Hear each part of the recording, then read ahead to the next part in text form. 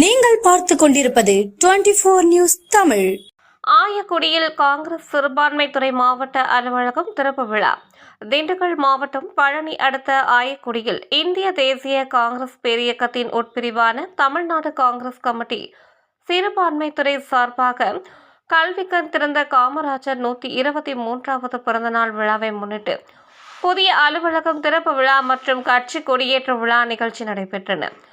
இந்நிகழ்வின் தலைமையக சிறுபான்மைத்துறை மாவட்ட தலைவர் பர்வீஸ் அலி அகமது முன்னிலையாக மாவட்ட தலைவர் சதீஷ்குமார் மற்றும் விழாவின் சிறப்பு அழைப்பாளராக தமிழ்நாடு மாநில காங்கிரஸ் கமிட்டி சிறுபான்மைத்துறை மாநில தலைவர் முகமது ஹாரிப் மற்றும் இந்நிகழ்வில் அப்துல் கலாம், சர்தார் ஆசிக் ராஜா, ஹபீப் ரகுமான், தல்சா, ஜோஸ்வா, இஷாத் அகமது, மணிகண்டன், முத்துசாமி, கவிமணி, லோகநாதன், தேவேந்திரன், தயாளன், உமர், ஜோயல், ராஜ், சாய்ரா பானு, பச்சையம்மாள், முருகானந்தம், சுந்தர், குப்புசாமி உள்ளிட்ட அனைத்து நிர்வாகிகள் கலந்து கொண்டு விழா நிகழ்ச்சி நடைபெற்றன.